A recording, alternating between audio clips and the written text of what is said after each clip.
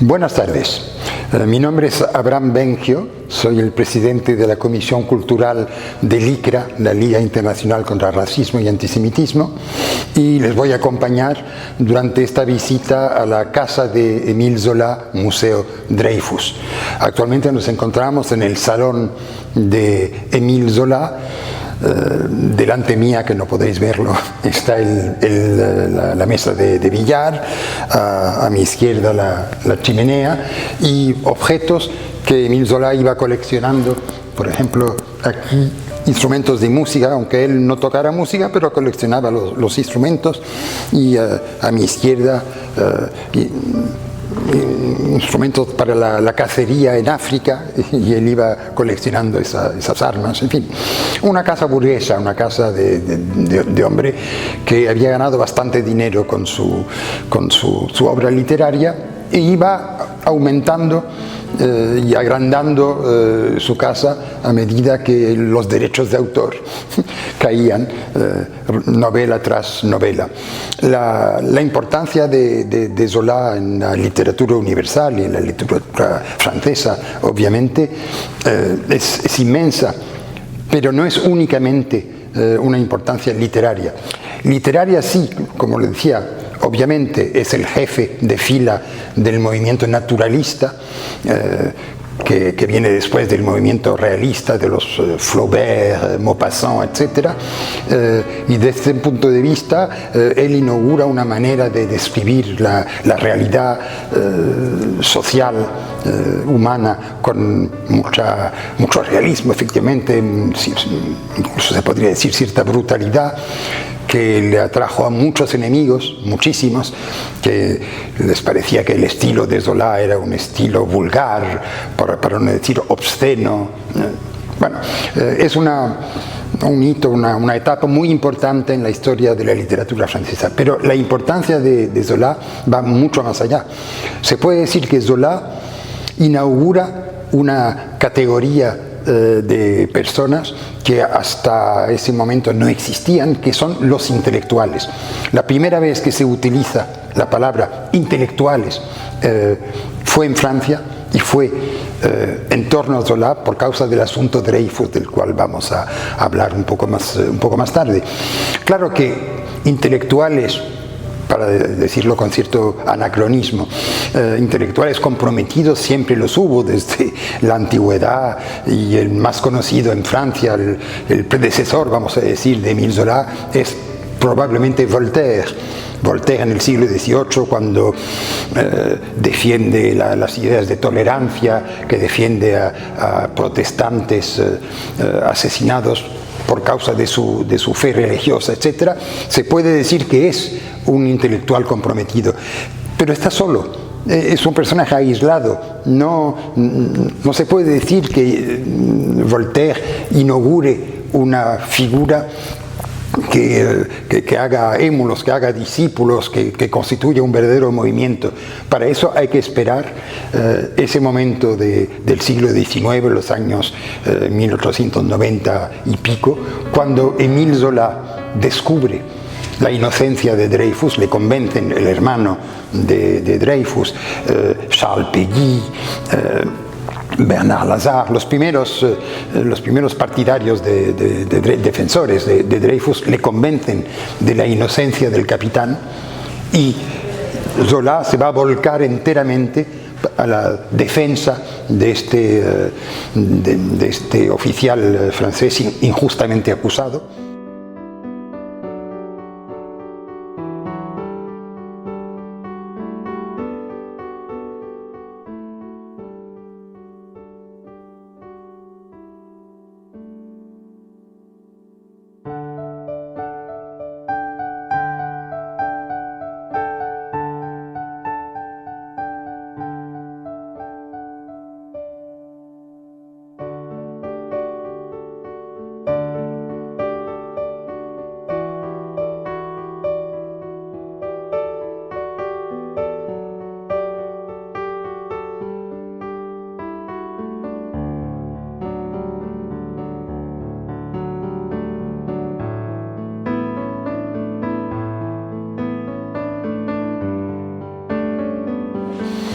Aquí estamos en la habitación de la pareja de Émile Zola.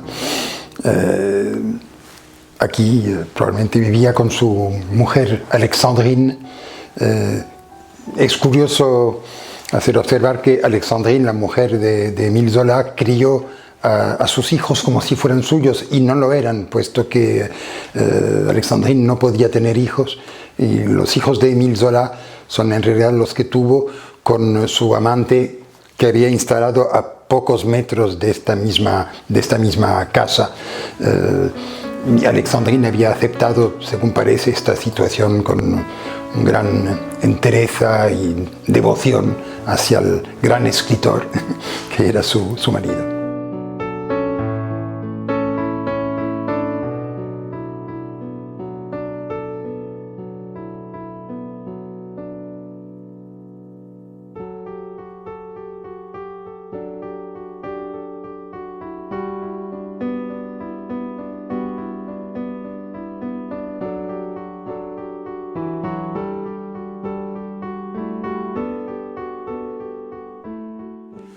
Aquí nos encontramos en el estudio, el escritorio, si prefieren, de Émile Zola, la sala donde él trabajaba. Detrás mía podéis admirar la mesa y la silla donde se sentaba el autor para escribir, pues se puede decir que la mayor parte de su obra.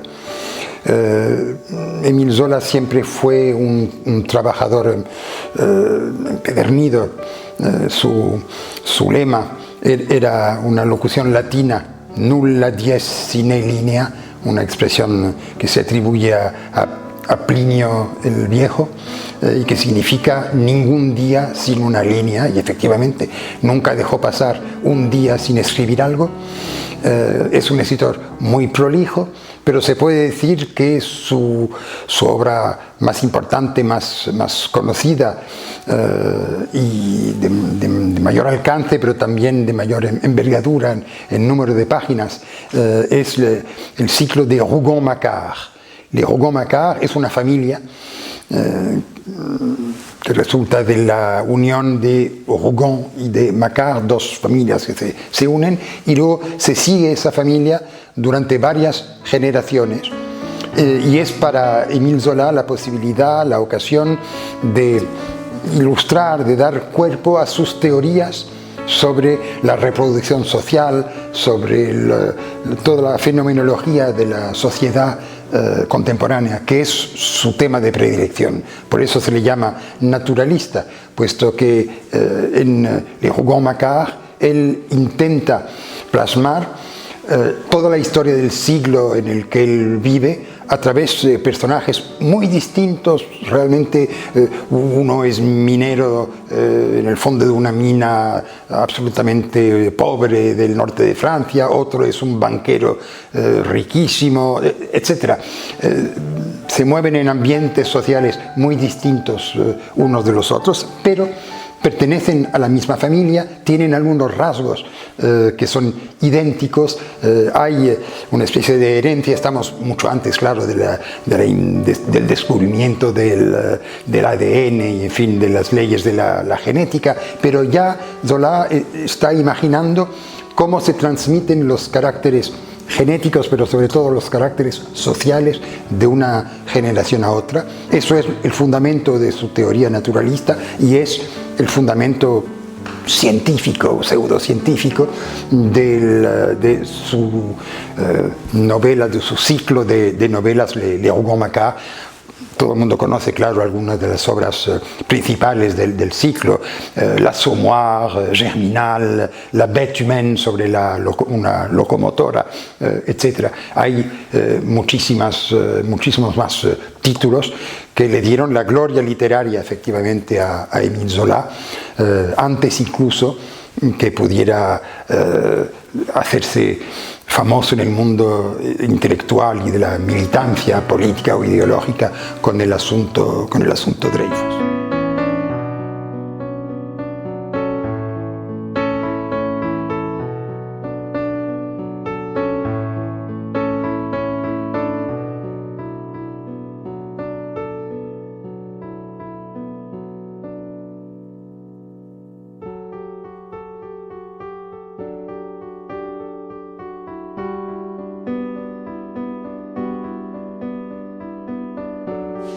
Estamos en el Museo Dreyfus, que está pegado a la casa de Emilio Zola, salvo que Emilio Zola no conoció a esta parte del Museo Dreyfus de su casa, pues no estaba construida. Ya sabemos que Zola fue comprando pequeños terrenos, pequeños trozos de jardín, etcétera, hasta llegar a este palacete realmente que es su casa y un parque bastante grande. A medida que iba cobrando derechos de autor por su obra, iba comprando terrenos, pero esta parte se construyó después de su muerte, después de que su viuda legara la casa y el terreno al Estado francés, que se lo ofreció a la asistencia pública, y construyó esta parte en la que nos encontramos, que sirvió de lazareto. Lazaret en francés es un lugar para intentar curar a los tuberculosos. Y ese lazareto es extraño el símbolo, pero ese lazareto es lo que hoy en día se ha transformado en Museo Dreyfus. ¿Por qué Museo Dreyfus? Porque es un museo que cuenta de manera muy, muy viva, muy animada, con tecnologías modernas, con una museografía muy acertada, del todo aburrida. Es un museo con meta pedagógica, pero justamente para que los alumnos que lo visiten no se aburran y no les parezca perder el tiempo, al contrario. Y este museo cuenta el famoso Asunto Dreyfus, que fue uno de los acontecimientos políticos quizás más importantes del siglo XIX y del principios del siglo XX. En octubre de 1894, un oficial francés que se llama Alfred Dreyfus es arrestado y le acusan de alta traición, porque la embajada de Alemania, una sirvienta que es en realidad una espía francesa, recogiendo en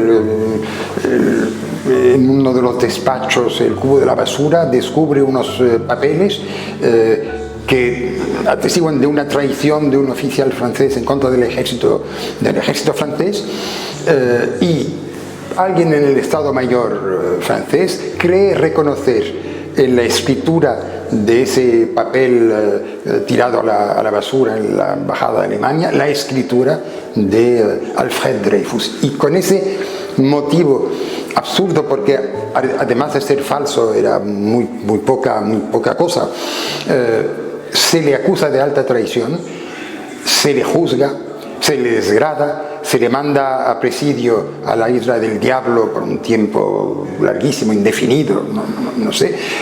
En realidad únicamente, ya se entiende, por ser Alfred Dreyfus de origen judío.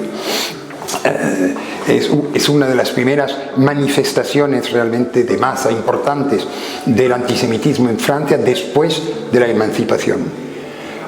Muchos judíos, entre otras cosas, creyeron en 1791 que con la Revolución Francesa, la emancipación, la igualdad de derechos concedidas a todos los ciudadanos, incluyendo a los judíos, se había acabado el antisemitismo, y efectivamente en muy pocas generaciones los judíos pudieron ejercer toda clase de oficios, de cargos, pudieron entrar en el ejército como Alfred Dreyfus, ilustrarse en medicina, en ciencia, en literatura, en arte, en comercio, etc.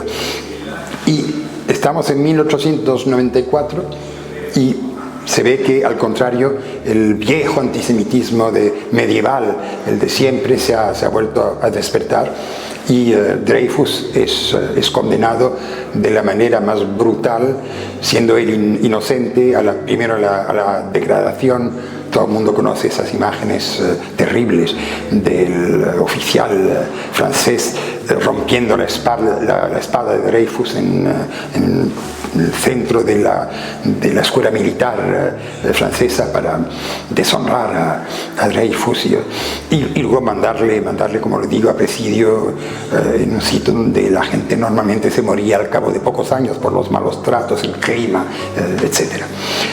Ese es el principio del asunto Dreyfus, que hubiera podido quedarse en esto.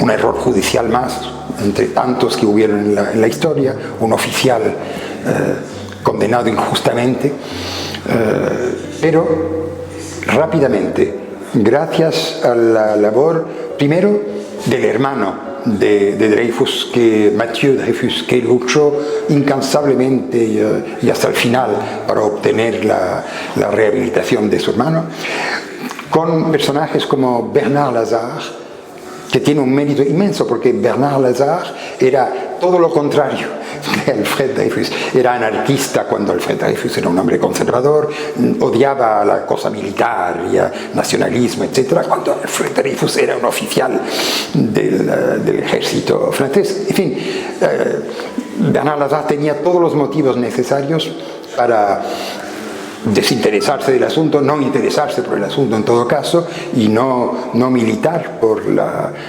rehabilitación de Dreyfus, pero mira de cerca lo que está pasando, mira las pruebas, comprende que están fabricando pruebas falsas, porque a medida que se va descubriendo la verdad, rápidamente se descubre quién es el verdadero traidor. Se sabe perfectamente, casi desde el principio. Es un tal Esterhazy, un oficial también del ejército francés de origen húngaro. Se sabe que él es el traidor. Pero el ejército francés no quiere desjuzgarse, quiere decir, no quiere perder la paz reconociendo que se ha equivocado. Segundo, tienen a un acusado y condenado judío para que necesitan otro más, y van fabricando, porque se puede uno equivocar. Incluso, vamos a decir, se puede uno equivocar cegado por sus prejuicios raciales. Una equivocación, un error. Pero cuando ya has reconocido, ya tienes que reconocer que te has equivocado. Fabricar falsas pruebas cuando se es un alto oficial del Estado Mayor francés, únicamente para que siga condenado y deshonrado un oficial judío y para no reconocer la verdad, eso sí es imperdonable. Y entonces, un hombre como Bernard Lazare se pone a militar a favor de la rehabilitación de Dreyfus. Son muy pocos al principio. Está el hermano, está Bernard Lazare, está Charles Péguy, el gran poeta y escritor francés católico, Charles Péguy, que desde el principio es un defensor apasionado de Dreyfus. Considera que el compromiso político de toda su juventud y de casi toda su vida fue el compromiso con el asunto Dreyfus. Y pocos años después se encuentran con Émile Zola.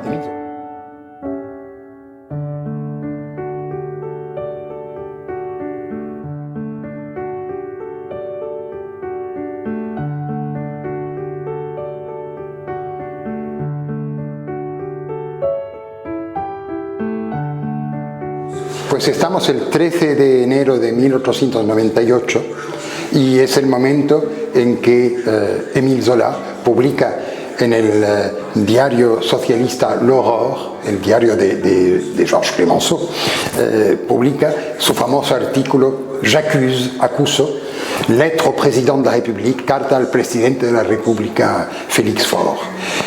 Es uno de los momentos claves del asunto Dreyfus, pues Émile Zola, que ve que las razones de rehabilitar a Dreyfus son innumerables, que las razones de condenar a Esterhazy son innumerables, y que no hay ninguna duda en su espíritu y en la mente de toda persona un poco sensata y un poco honesta en Francia sobre la inocencia del capitán Dreyfus, y ve que incluso con todo eso pues nada surte efecto, que Dreyfus sigue en el presidio de la isla del diablo, muriéndose, pudriéndose en pie, y que las cosas no progresan y no avanzan, decide escribir esta carta abierta al presidente de la República, él sin tener pruebas. Tiene todas las pruebas morales, si se quiere, en su posesión, sabe que Dreyfus es inocente, pero no posee, claro, las pruebas materiales, puesto que todo el dossier de Dreyfus está en manos del Estado Mayor francés, de la justicia francesa, no está publicado, está al contrario prohibido, es secreto de Estado, es confidencialidad absoluta, y él no posee lo que le permitiría salir de este asunto sin complicaciones. Sabe que está corriendo él judicialmente un gran riesgo y sin embargo escribe esa carta increíble donde acusa al gobierno francés, a todos los ministros, al Estado Mayor, a todos los que lograron hacer condenar a un inocente. Y sabe muy bien lo que va a ocurrir. Esta carta es tiene una repercusión inmensa. 300.000 ejemplares del Horror ese día se venden por las calles de París. Todo el mundo ha leído o leerá en los pocos días siguientes la J'accuse, y el gobierno no puede dejar sin respuesta un acto semejante, y efectivamente a Zola le van a juzgar. Va a ser un juicio largo, complicado, doloroso, y al momento en que el veredicto se va a conocer, y Zola conoce el veredicto, va a tener que ir varios años a la cárcel. Él se fuga varios años a Londres para escapar únicamente de la cárcel y seguir el combate para la rehabilitación de Alfred Dreyfus. Aquí a mi izquierda tengo uno de los ejemplares originales del periódico L'Aurore, con en primera página el principio, porque es un texto muy largo de la carta al presidente de la República. Y aquí tenemos un facsímile, una reproducción de su carta a Félix Faure, presidente de la República, por la cual le manda él mismo el artículo. La foto es muy emocionante, pues es una foto tomada de Alfred Dreyfus pocos minutos después de su degradación. Se pueden ver en la foto el sitio que ocupaban los galones, etcétera, las decoraciones, todo lo que le quitaron para tirarlo al suelo. Se ve la mirada de inmensa tristeza del oficial, y pocos minutos después le escribe, pocas horas después, le escribe a su esposa: ay, ¿por qué no se puede abrir con un escalpel el corazón de la gente para leer lo que hay escrito dentro?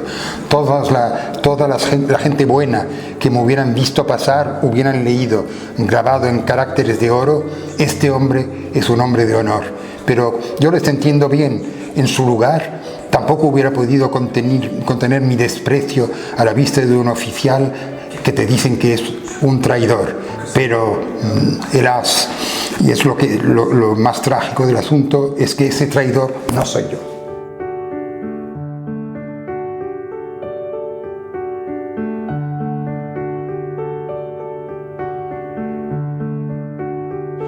Estamos en la última parte de la exposición del Museo Dreyfus, probablemente la más dinámica. Hay mucho que leer, mucho que ver, botones en que se puede apoyar, vídeos, etc.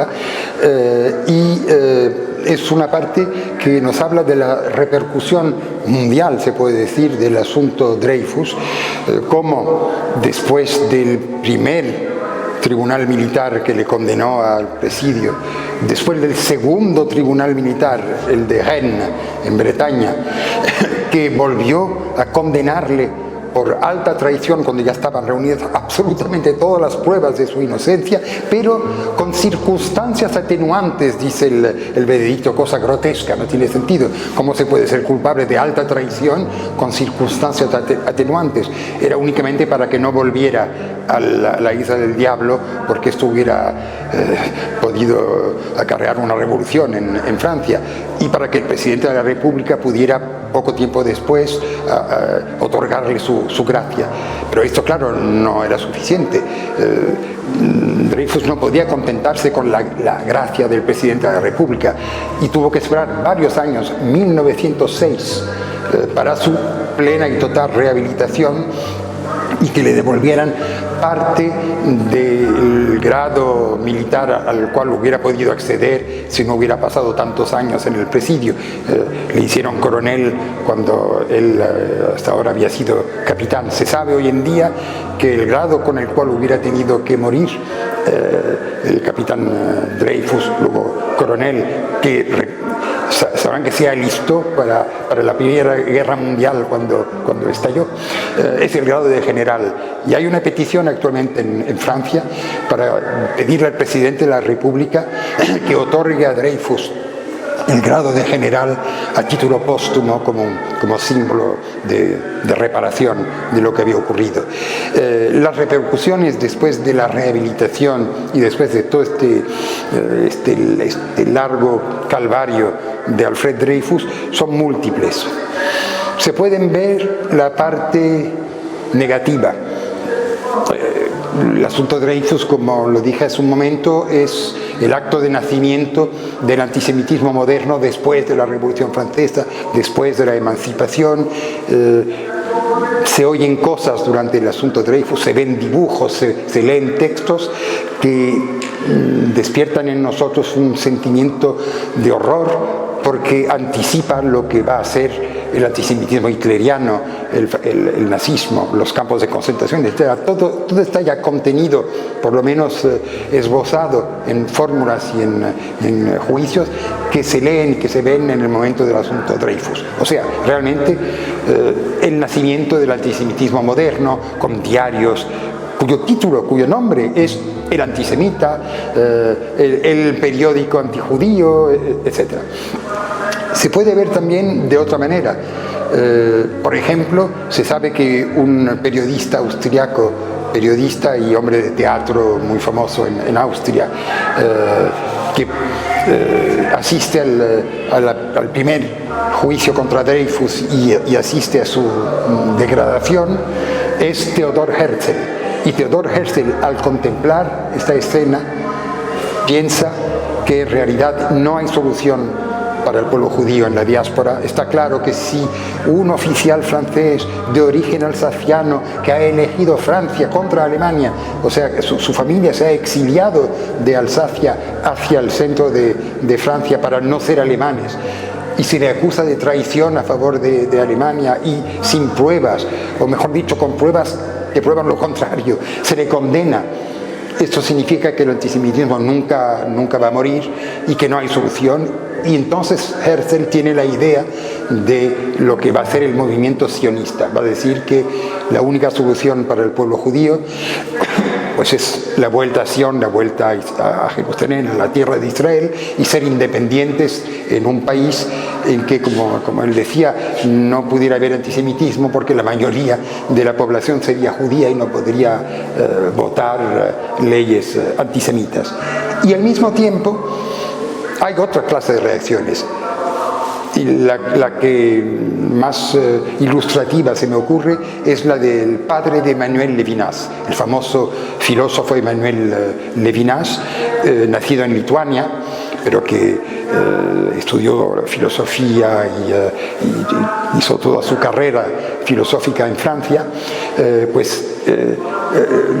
Levinas, cuando vivía joven en Lituania, su padre le dijo esto, y me van a permitir que lo lea, o mejor dicho, que lo traduzca, para no equivocarme en una palabra.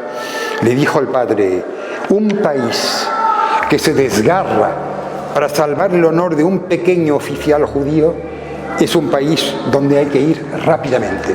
O sea que en vez de ver el lado negativo del asunto Dreyfus, el renacimiento del antisemitismo, los horrores del sufrimiento de Dreyfus, los horrores de esa situación, ve el lado positivo. Ve que en cualquier parte de Europa del Este, desgraciadamente, un oficial judío condenado, un oficial judío a presidio injustamente, no hubiera despertado jamás, en medio de los pogromos, en medio del antisemitismo general, ninguna rebelión, ninguna protesta. Ese país, Francia, en que una parte, primero mínima, y luego cada vez más importante gracias a la labor de los intelectuales como Émile Zola, y hasta llegar a ser mayoritaria del pueblo, se subleva, se rebela contra una decisión injusta del alto Estado Mayor de un país que pronto va a estar en guerra contra Alemania, que necesita su ejército, que necesita sus fuerzas armadas.